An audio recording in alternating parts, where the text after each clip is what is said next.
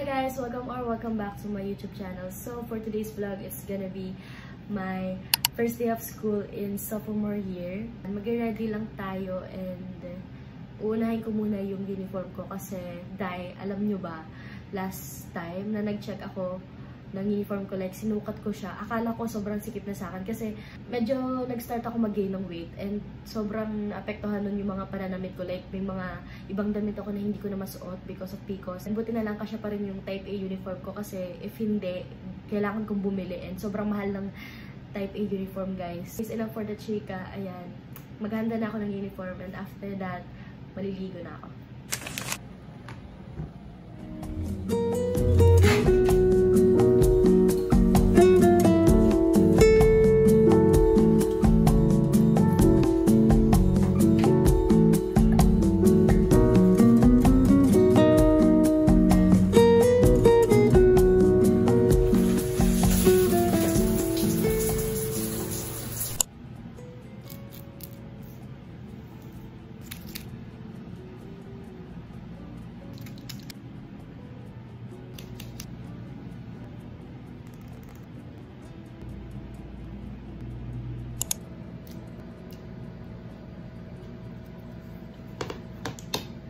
Paano?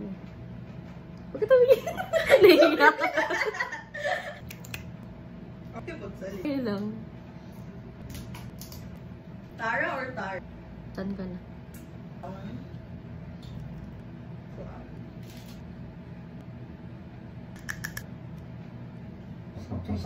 Sabi ko nga ba eh. Pwede pa sa'yo. Okay. Sasabihin ko sana si Chushi. Hi, good morning. Morning. Papansin na naman. Hi! Bumali ako ng eyelash ko yung 7-Eleven kagabi. Wow! Kasi sobrang bored ko. Like, wala akong magawa. Nag-makeup na ako. Doon na ba siya? Practice na lang para ngayon. Akala mo? I completely forgot about it. Sabi niya, akala mo oo. Nalimutan na! Nalimutan ko yung blush kong Uy, ganyan din ako if may namiss akong step. Diba? Oo, ganun yun, in fairness. Hindi, nung lago. Like that. You don't know. That! Oh, bumili yun. Guys, look at this. Guys, para ako may roommate. Roommates. Heart Because of this girls. Ba't parang sabog na ako dyan? Yeah. Same. New ID lace from Campus Folk. Ang ganda pala natin. Catch them at? Nakatayo ko. Pati ko kabisado. Ano sabi mo? Ano? Ha? Ang ganda pala natin yung type A. Oh, the More professional. Okay lang. Ang ganda nga. Ayoko pa din kasi yung pang ng tao, I'm so, Uy, smile muna kayo. social anxiety ko. So and guys, paalis na kami maya-maya kasi yung prof pala namin is very strict sa time. Wala naman ako name drop pero kilala niyo siya. Kilala niyo siya! Ay, charot. Oh, wala daw. Secret lang yan. Pero ayun, very strict siya sa time and ayun, kailangan na namin umalis. Pero anong ginagawa namin? Nag-sapatos pa pala ako. Pinagagawa ko sa phone. Bakit? Ano meron? Hey! Hurry up! Ito na nga, oh! Bagal. Bagal. O, bawi. Kasi ikaw, setting spray. Uy! Me too! Bota mo? Char, wala ko sa episode. Pati ako.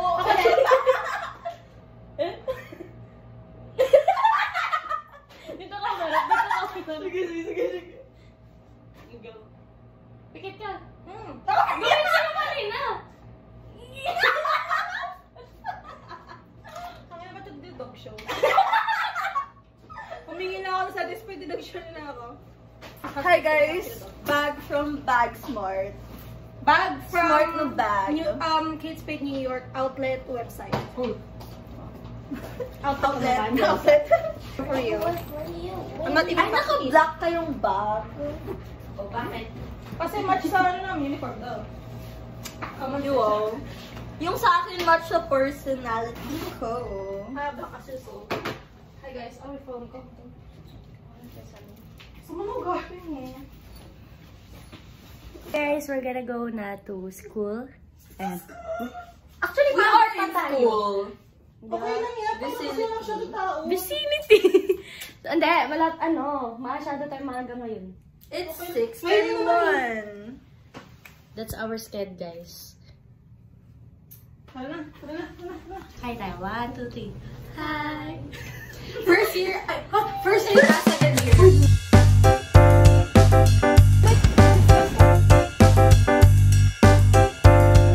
Hi guys! So, nasa-school na kami. And grabe, nakaka-pressure kasi na-brief kagad kami. Na-staff briefing kami. Na-student briefing kami na ma-strict yung mga props this sem. And, ayun. Yung chair namin, teacher namin. Chair namin, department chair namin. We won't drop any names for confidentiality purposes. 1, 2, 3, hi!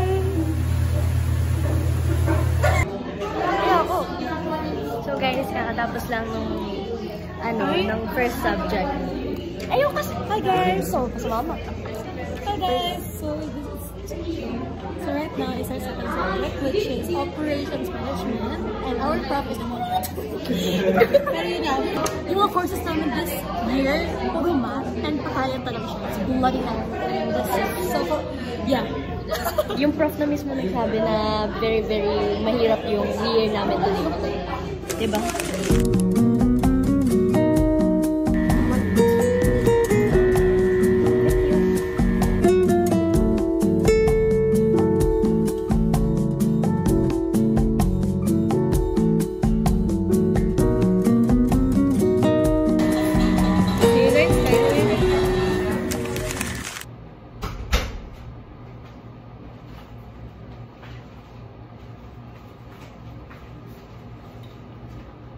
Guys, so as you can see, I'm already back sa dorm because magpapalit ako for our PATFIT class.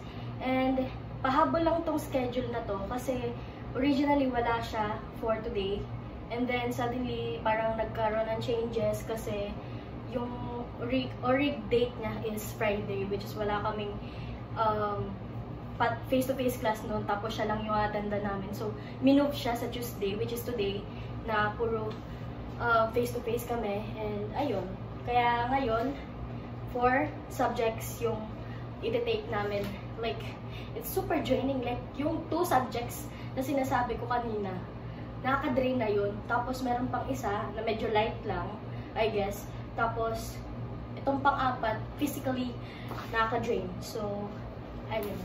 Anyways, yung sports namin for this PATFIT class is futsal. So, para siyang soccer, pero I think it's played sa cement or sa semento. Hindi siya sa mga grass or sa field. So, I don't know if tama yung sinabi ko, but yun yung pagkakaalam ko. Eh, alam nyo ba kanina? Chika ko lang. Diba, syempre first day, nag-a-announce ng mga rules, mga ganan-ganan. So, na-mention doon yung hair color. Yung hair color ko, hindi siya super brown, but you can say na hindi siya natural.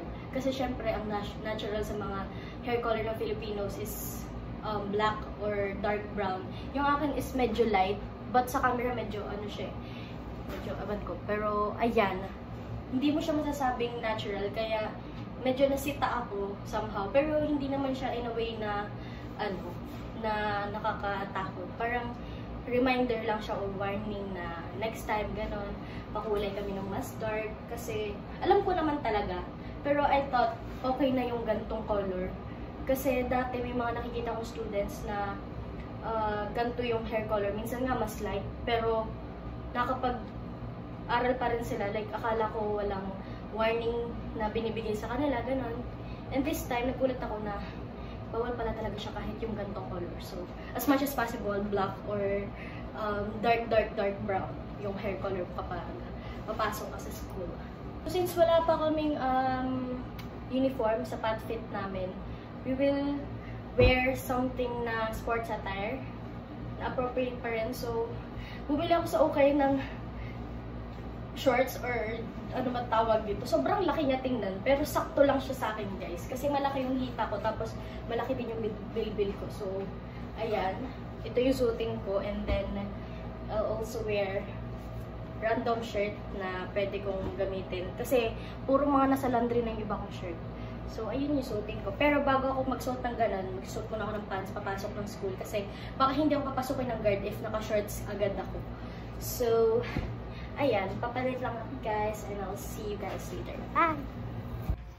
So, guys, ayan. Naka-base na ako. And, yung bag na dala ko is iba. Hindi siya yung bag na dala ko kanina kasi ito, bala ko is pang pat fit ko siya. And dala-dala ko lang yung tumbler ko kasi syempre mag-drills kami mamaya ng futsal. Kailangan ko ng water. Diyan lang yung mga iba kong essentials for today. Yun lang guys, I'll go na kasi it's almost 3 PM and I think papunta na silaan. Hinihintay ko lang talaga sila makapunta bago ako umalis kasi malapit lang naman ako sa school. So pinapauna ko muna sila bago ako umalis. Yun guys, I'll see you guys later.